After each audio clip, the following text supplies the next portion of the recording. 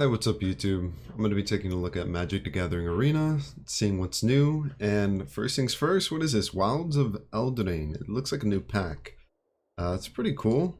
There's also a new ban list for Historic. The following sets are now only playable in Standard or Historic play modes. Oh, okay, I see. They're rotating out of Alchemy. I don't play Alchemy, so I don't think I really care about that. Renewal Gifts, Cool Beans. Whoa, what the heck? I got so many free stuff. I mean, I'm not complaining. Free stuff's pretty nice. Don't know what any of these cards are. I haven't seen them before, but there's more. Oh, she's kind of new. That's kind of nice. All right. All right, looking in the shop, we got lands, stickers. Yeah, it does look like it's a new pack. I think this is an actual pack that you can use in like the normal card. What the hell are these anime pictures? Holy crap. Oh no, the weeaboos. Oh my gosh, there's so many. Oh yeah, oh my god, look at her, dude. Look at them. Alright, yeah, the weeaboos are gonna love this. This is a classic move by Magic. Make the anime characters. What else is there? I think that's about it. But yeah, I'm going to be opening up these 11 packs of Lord of the Rings while I just talk about random stuff in general. So it's been a while since I started Magic the Gathering Arena. I mean, it's been a long while. Like, what has it been, like 6-7 months? I think I've learned a lot from Magic, and I think I'm ready to make maybe a beginner's guide for anybody who's interested in joining the game. Although, I don't know if it's going to be perfect, but I think I might be able to, give a little bit of advice. But if you'd like to give me a little bit of advice, feel free to let me know down below. I'm just going to be talking about like how the cards work, mana system works. Not really from a Yu-Gi-Oh perspective, but just like from a perspective of somebody who hasn't played the game at all, or is maybe unfamiliar with card games. Since I believe Magic the Gathering is, like, it came out like 1997, right? It's pretty old. Or maybe in 1996. This game has been around for quite a while, and it hasn't really changed much. There has been like new introduction of cards, like the battles and the planeswalkers, but ultimately it hasn't really changed. It's been kind of the same throughout like its whole history, which is kind of nice. Although one confusing thing I'm still trying to wrap my head around are historic formats and older formats, because you have access to like a lot of cards. So maybe I won't be touching too much on that, but I'll maybe be just touching on the basics. Regardless, I haven't really seen anything I really like from these packs. I mean, I'm not able to play these cards anyways. I don't really know why these cards are in the game, because you can't even play them in Standard. So, I mean, I don't really care what we get. It's not... I'm not going to be able to use it, so it doesn't really matter to me. Final pack. See what we get. And it is... I've never seen Lord of the Rings. I don't know what that is. It looks like a potion. Alright, besides that, let's check out the new cards. There's a new set, and with the new set includes new cards. So let's just check it out in Magic the Gathering Arena. So the ones that I own is a rare. Choose a number between 0 and 10. Destroy all creatures with that power greater or equal. It just looks like a board wipe. We already have a couple of those. Bargain. Look at the top 4 cards of your library. If this spell... What does bargain mean? You may sacrifice an artifact, enhancement, or token to cast a spell. I mean, even if you don't use the bargain, it's just add 2 cards from your deck to your hand for 4 mana. Not necessarily bad, plus it's an instant. It's a rare as well. When it enters the battlefield tapped, plain or death. Okay. It becomes so what I've been seeing in the meta is that lands that become monsters like this, for 4 mana, it becomes a 1/4 white and black nightmare creature token, are really valuable. I've been seeing them played a lot in standard ranked. I think for the main fact that it's just usually when you top deck a land, it's just a land, so it's kind of like a dead draw in some cases when you don't need land. But when your land's also a monster, it's not really as much a dead draw, because you can, turn it into something. It's a valuable resource. Also, you can play during your opponent's turn too, which I don't really know why you would do.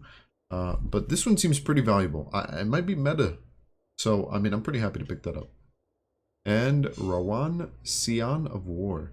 Those you cast this turn are black. Those you cast this turn that are black or red cost cast less.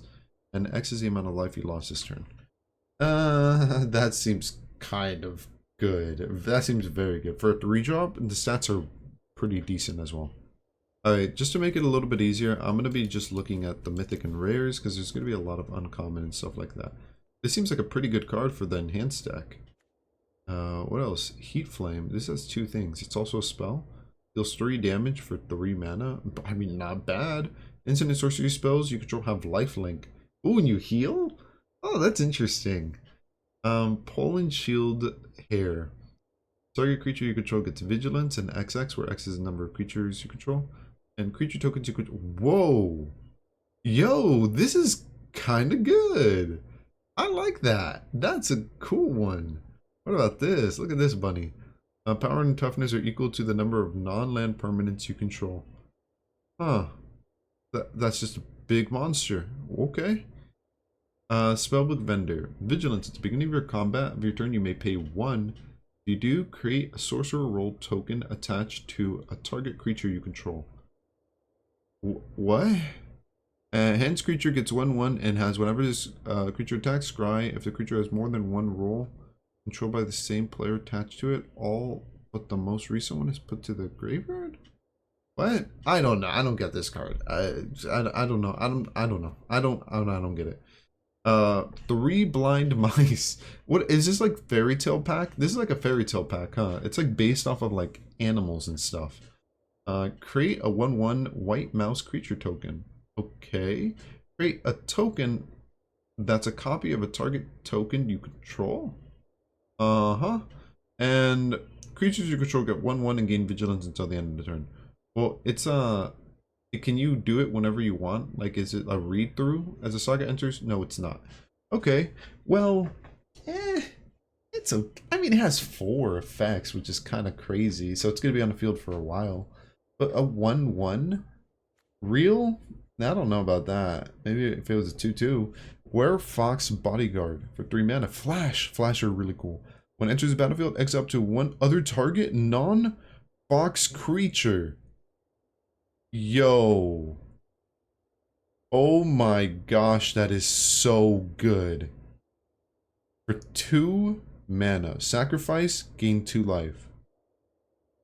Okay, well the sacrifice part is kind of weird. It's kind of useless. I mean, maybe it might come up, but it's a flash removal monster.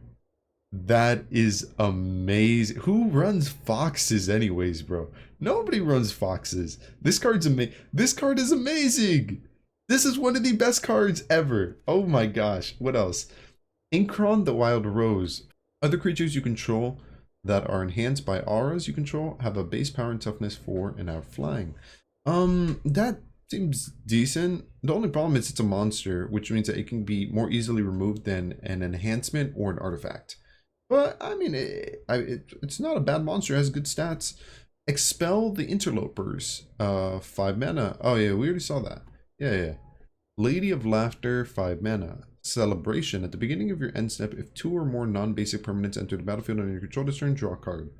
I don't really know what that means. I don't know what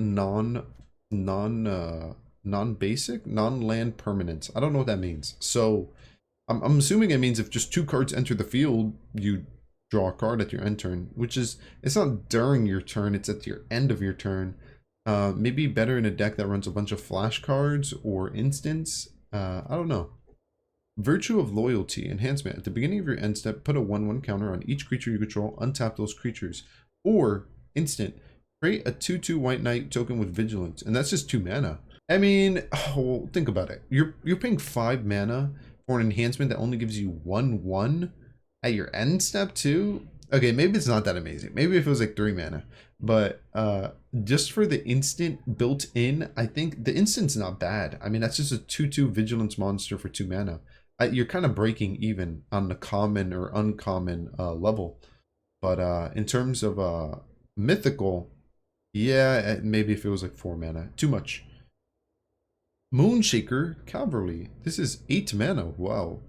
Enters the battlefield. Creatures you control get flying and get XX until the end of the turn, where X is the number of the creatures you control. That's just an OTK card. When you summon that, it's over. If your monsters have haste as well, or if this had haste, it would just be triple over. But yeah. Elusive Otter, 1 mana. Creatures with power level less than this card cannot block it. Okay. Sorcery. Distribute X/1/1 counters among any creature targets you control. Ooh. So for 2 mana, you can distribute a 1/1 counter, but it's also a oh, that has so much versatility. I like that one. That's a very decent one. Talon's Messenger, 3 mana. Whenever this card attacks with one or more Faeries, draw a card, then discard a card. When you discard a card this way, put a 1/1 counter on a target Faerie you control.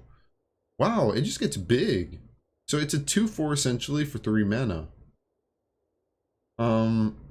And it counts as self, right? So if it attacks with itself, you draw and discard.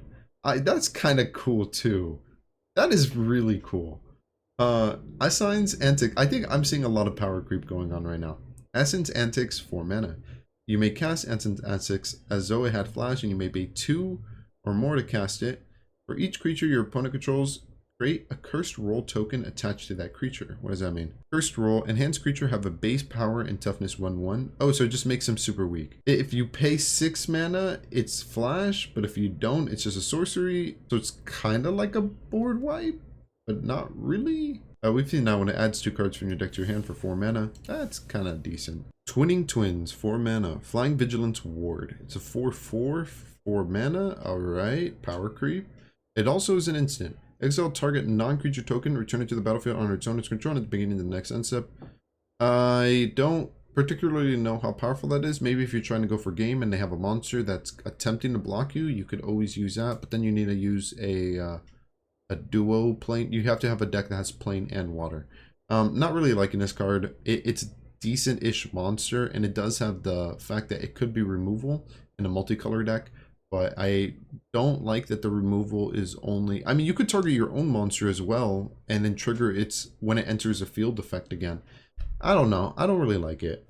I'm going to be honest. Virtue of Knowledge, 5. Enhancement. This is mythical. If a permanent enters the battlefield, causes a triggered ability of a permanent you control to trigger, that ability triggers an additional time. So how does this work with a card like Mother of Machines, which is... when an effect that is like when it enters a battlefield triggers, you triggered it again. This card essentially says, hey, if an effect that says when this enters a battlefield triggers, you trigger it again, trigger that one again. So are you getting 3 effects? Are you getting 4 effects? Or is it capped at only 2? Interesting. If I do pull this card, I would like to test it in that particular deck just to see how that interaction works.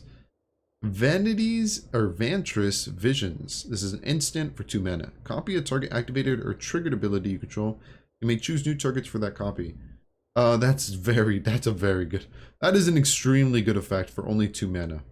I think this card has a lot of potential, but I don't entirely know how it works, but it seems pretty valuable. Faerie Slumber Party. What is this? 6. Return all creatures to their owner's hand. For each opponent's creature return to the hand this way, create 2 of them. Oh, I see. It's for each opponent, but it's not for each opponent's creature. So you only get 2 if they have a monster. So if they have 10 monsters and you return all 10 back to their hand, you only get 2. You don't get 20. I was gonna say if you get 20, that'd just be game breaking. That'd be way too powerful. It's okay. I mean, it's just a bounce, but it's for 6 mana. It's quite expensive. Horned Loach Whale. This is 6 mana. Flash. Oh, flash. When it enters the battlefield, tap unless it's your turn. Moving on.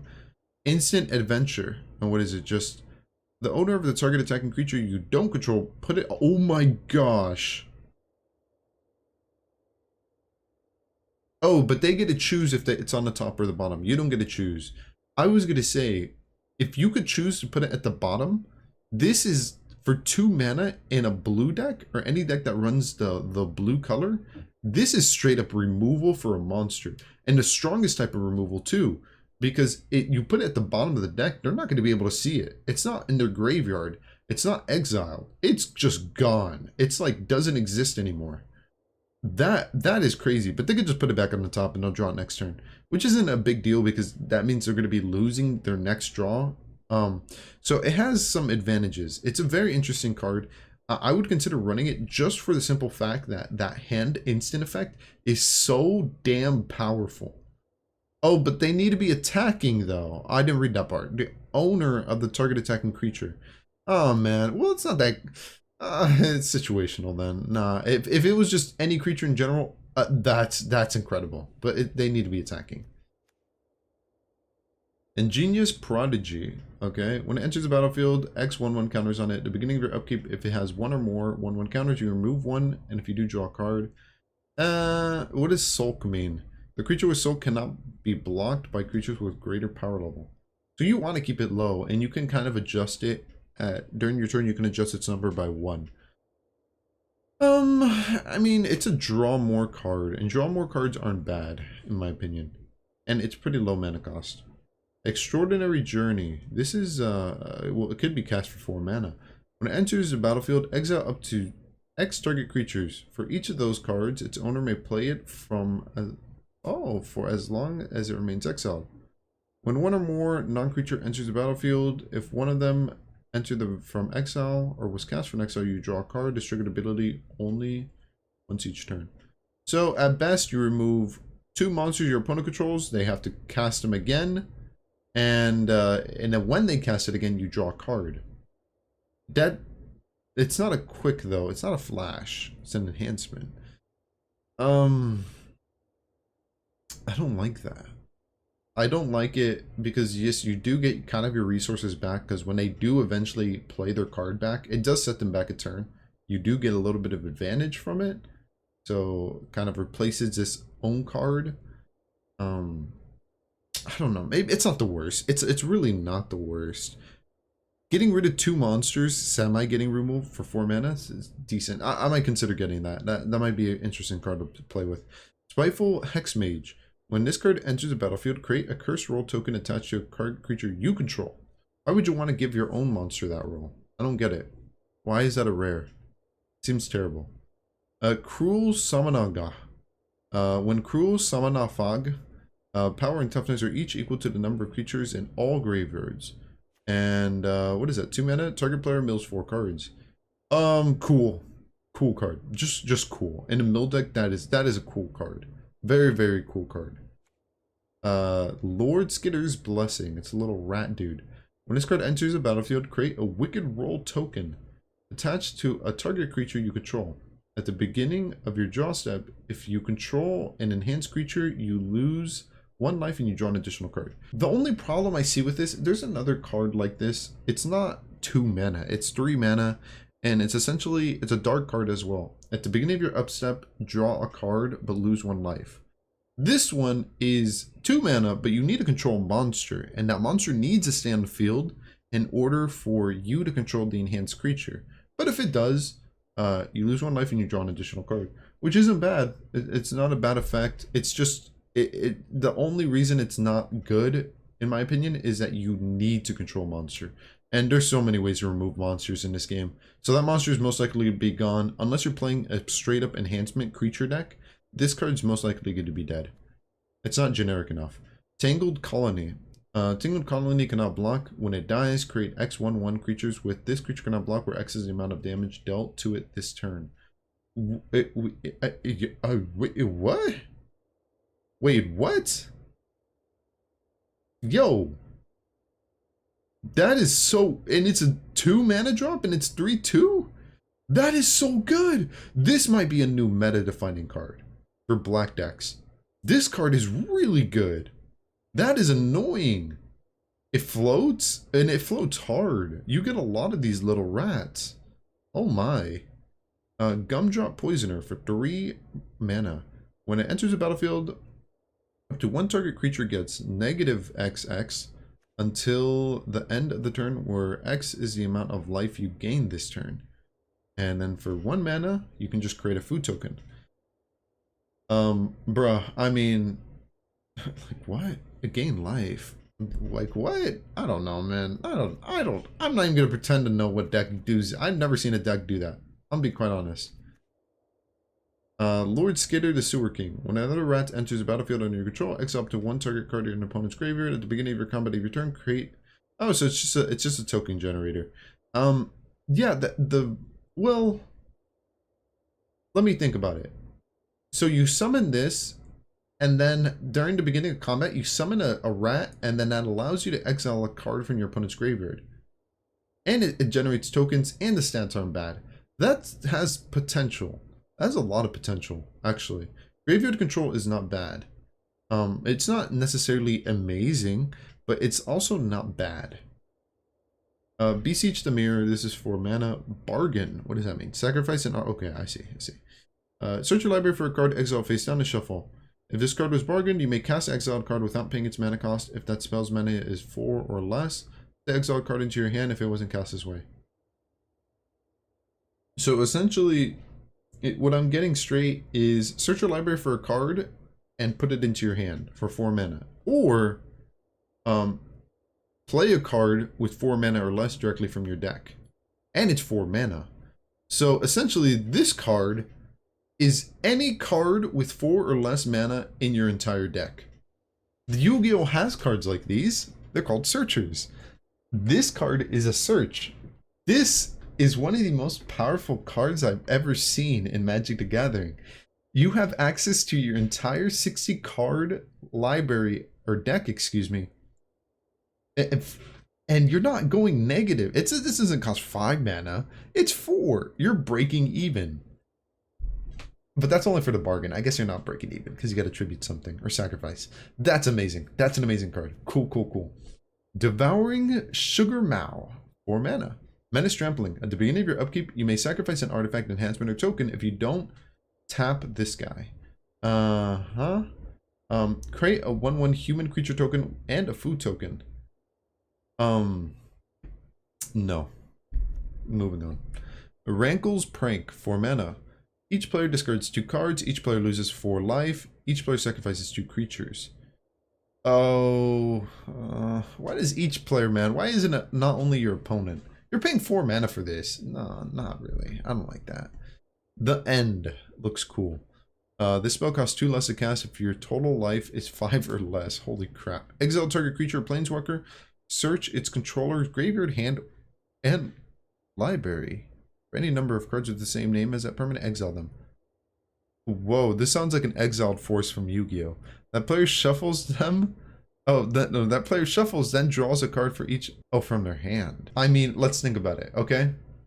If you're at 5 life or less, this is a 2 mana straight up removal. If you're not at 2 life or less, it's just meh. No. Oh, what is this? This guy looks cool. Ashiko's Wicked Manipulator. 4 mana. You may pay life while your... Wait. If you would pay life while your library has at least that many cards in it, exile that many cards from your top of your library instead. Look at... Oh, wow.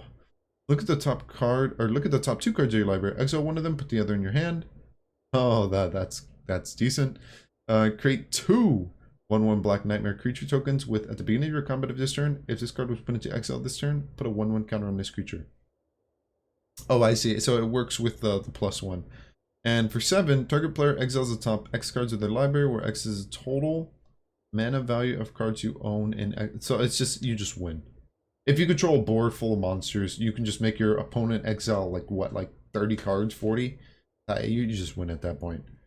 I mean, it seems decent. It doesn't seem like super crazy, but I would like to try it out. Lich's Knight's Conquest, 5 mana. Sacrifice any number of artifact, enhancement, or tokens. Return that many creatures from... No. This is only a rare?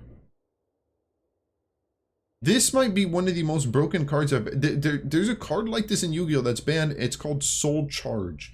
You could special summon as many monsters from your graveyard as you want, and then you lose 1,000 life points, which an equivalent in Magic would be like you lose like 4 life. Like damn, that is wow, that is crazy. As return that many creatures? Dude, no, that card can't exist. That is too good. That card might be banned. That is really, in some strategies where you run like 10 mana cost black cards and you're milling them. You just play this card, you summon out like 3 or 4 of them. The game's over. That's a crazy card. Spectator of Mortality, this is 5 mana. When it enters the battlefield, you may exile 1 or more creature from your graveyard. When you do, each other creature gets XX, negative XX until the end of the turn. Each other, so everything besides itself. When X is the number of cards exiled this way. So it's a board wipe, and it's also a monster. But you're losing your own resources in your graveyard. But if you're playing a deck that doesn't really care about the graveyard, this is an excellent card. Malevolent Witch Kite. This is 6 mana. When it enters the battlefield, sacrifice any number of artifact, enhancement, or tokens, and you can draw that many cards. Nah. Not good enough. Virtue of Persistence. At the beginning of your upkeep, put a target creature from your graveyard onto the battlefield. Yo? Okay, what is the hand effect? Target creature gets -3. Oh my god. And it's removal. I think you play 4 of this, don't you? You play 4 of this in dark. No wonder it's a mythical. This is maybe one of the best new black. This is hands down the best new black card released. You can run it in any dark deck because the hand effect is decent. It's removal for low cost monsters, but also in late game. Oh man, you're just getting monsters back for free.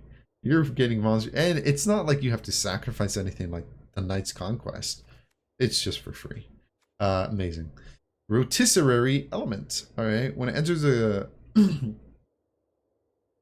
menace, 1 mana. When it deals combat damage to a player, put a skewer counter on this card. What does skewer mean? Then you may sacrifice it. If you do, exile the top number of your library, where X is the number of skewer. You may play those cards this turn. Nah. Haste. When it enters the battlefield, choose 1. Discard a card, draw a card, create a treasure token, create a wicked roll attached to a target creature you control. Why do you want to be giving... Oh, this is the +1/+1. Oh, okay. Well, that's not bad then. That's kind of decent. And then when it goes to the graveyard, your opponent loses 1 life, which is good in a burn deck. Yeah, that seems like a valuable card. It has haste. It does... Oh, but it has 1/1 stats. Never mind. I don't like it. Food Fight. Artifacts you control have 2 sacrifices. It deals damage to any target +1 number of permanents named Food Fight you control. What the hell is this? Oh, it stacks though.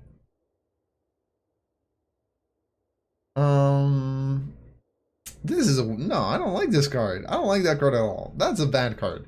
Raging Battle Mouse, 2 mana. The second spell you cast each turn costs 1. Oh wow. At the beginning of your combat of your turn, if you control 2 or more non-land permanents, enter the battlefield under the control. At the beginning of the combat of your next turn, if 2 or more non-land permanents enter the battlefield under your control this turn, target creatures you control get 1/1. I think just being able to cast spells for 1 less is decent. The stats aren't that good. Also, it doesn't have haste. It doesn't have menace. Pass. Scalding Viper, 2 mana. Whenever an opponent casts a spell with a mana value 3 or less, this card deals 1 damage to that player. Or you can use its hand effect, return target non-land permanent to its owner's hand. Damn. Okay. That's interesting. Very interesting. Godric Cloaked Revealer, 3 mana. It has haste. Okay. As long as 2 or more non-land enter the battlefield under your control, this card is a dragon with base power and toughness 4/4, and with 1 mana, dragons you control get 1 attack until the end of the turn.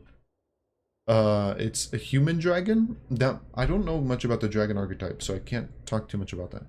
Keller the Fey Blooded. Double Strike.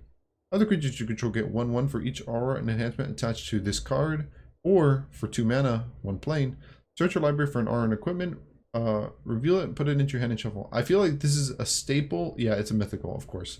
This is a staple in an aura and equipment deck just because it searches your deck, and searching is powerful. Also, it's kind of like not only a searcher, but it's also a good monster in general that you want to equip with your equipment in auras, because then it just boosts up your other monsters. Decadent Dragon. Flying Trample, when this card attacks, create a treasure token. Okay. Exile the top 2 cards of your opponent's library face down. You may look and play those. You may play your opponent's cards, huh? Okay, well we're just getting silly at this point. That's a silly card. Hey, I don't know when it's gonna come up. That's just bizarre.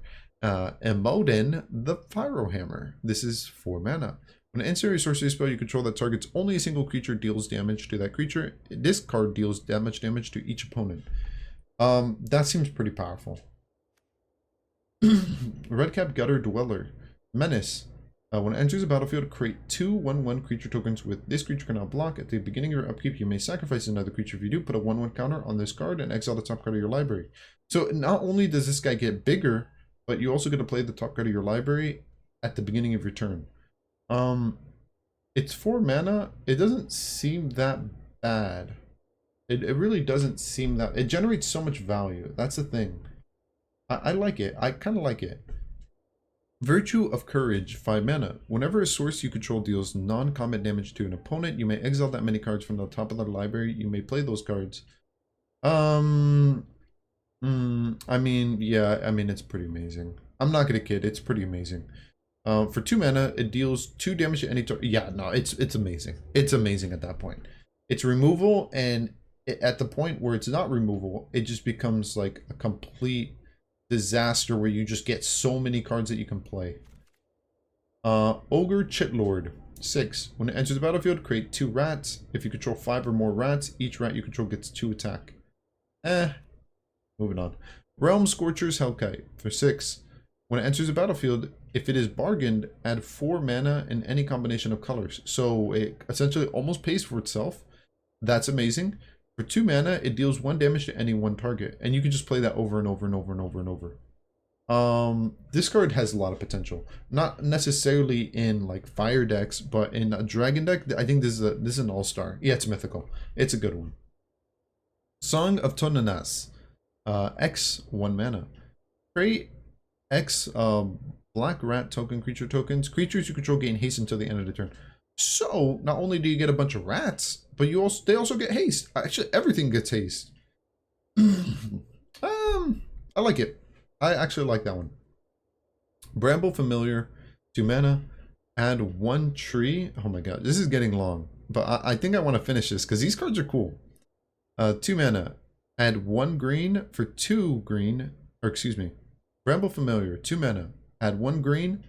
For 2 mana, discard a card, return this card to its owner's hand. Wow. Oh, but only when it's on the field, right? Okay. No. Maybe not. What about when it's in your hand? Sorcery, mill 7 cards and put in a creature enhancement or land from among the milled cards onto the battlefield.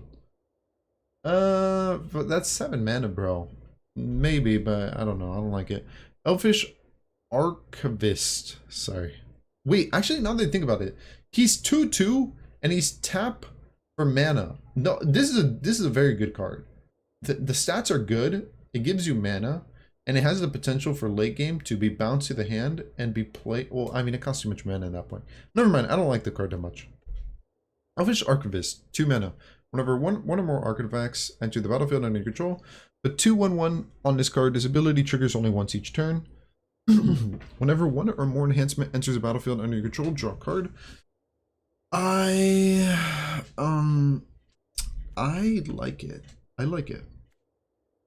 Feral Encounter, 2 green mana. Look at the top 5 cards of your library. You may exile a creature from among them. Put the rest in the bottom of your library in a random order. May cast an exiled card this turn. At the beginning of your next combat phase this turn, target creature you control deals damage equal to its power to up to 1 target creature you don't control. What? So you exile a monster from the top 5 cards of your deck, and then during the next combat, you can destroy a monster equal to what you exiled?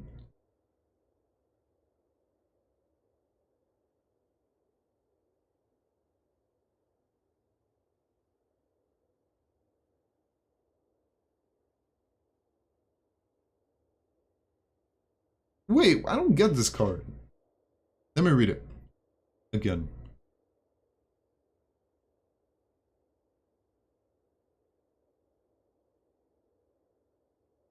Okay, so I think I got it. Essentially, you play a monster. Essentially, you have the opportunity to play a monster from the top 5 cards of your deck. You still have to pay its mana cost. And then as a bonus effect, it's your monsters, whichever one you want, can attack an opponent's monster. But this isn't considered like during the like battle phase. This is like a spell effect. I mean, just being able to play a monster from the top of your deck seems pretty good, I guess. But this costs 2 mana in its own. It just seems like it's too expensive, but it does have a lot of effects built in, which isn't bad. It gives you versatility. Mosswood Dread Knight, 2 mana. When it dies, you may cast it from your graveyard as an adventure until the end of your next turn. What does that mean? So it comes back, but if it dies again, you exile it. Then you may cast the creature later from exile. Wait, so it just stays on the field like forever then? Okay, what's the hand effect then? You draw a card and you lose 1 life. So essentially this card just, when it dies, it can come back, and then when it dies again, it can come back a 3rd time. And the stats aren't bad. Okay, well that's a good card. That's a good one. Questing Druid, 2 mana. Whenever you cast a spell that's white, blue, black, or red, put a 1/1 counter on Questing Druid. Exile the top 2 cards of your library until the end of the next turn. You may play those cards. I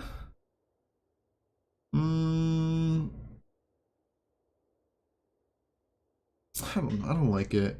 I don't like it. It seems decent. I just don't like it. Well, it's not a once per turn, isn't it? So it could just get a bunch of stacks all in 1 turn. Okay, maybe I do like it. It seems pretty valuable. Sentinels of Lost Lore, 3 mana. When enters the battlefield, choose 1 or more. Return target card you own in exile that has an adventure in its name. Put target card you don't own in exile that has an adventure on the bottom of its owner's library. And exile target player's graveyard. Bro, what? I mean, the most generic effect is exile their graveyard, which is pretty powerful for a 3/4 monster. But like, bro, adventure? You need to be running or playing against an adventure deck? That seems kind of weird. Exile in the graveyard isn't bad though. So, I mean, it may have potential, but it seems pretty niche. 3 mana, create a 3/3 beast token. You may sacrifice a creature. If you do, search your library for a creature basic land and reveal it. Put it into your hand and shuffle. Wow. Okay. Up to 2 target creatures you control get 2/2 and gain trample until the end of the turn. I don't really like it that much. I really don't. I mean, it's a 3/3, and then it eventually gets better and better and better. And you can search your library for a card. So it's not necessarily bad. It's just, I don't like it. Wildwood Mentor, 3. When a creature token enters the battlefield under your control, put a 1/1 counter on Wildwood Mentor. When this card attacks, another target attacking creature gets X until the end of turn, where X is this card's power. Excuse me. Yeah, I guess he's like a token boss. Blossoming Tortoise, very beautiful. 4 mana. Whenever this enters the battlefield or attacks, mill 3 cards, then return a land from the graveyard to the battlefield tapped. That's cool. Activated abilities of lands you control. Oh my gosh, that means you can just do when the lands. Wait, that's amazing. Land, oh my, yeah, land creatures get big. This card's, oh, it's a mythical. No wonder, man. This card's good. Really, really good. This card's amazing. I like it. What else? Grub's Triplets. This is 6 mana. When it enters the battlefield, if it isn't a token, create 2 tokens that are a copy of it. When it dies, put a number of 1/1 equal to its power on each creature you control named Grub's Triplets.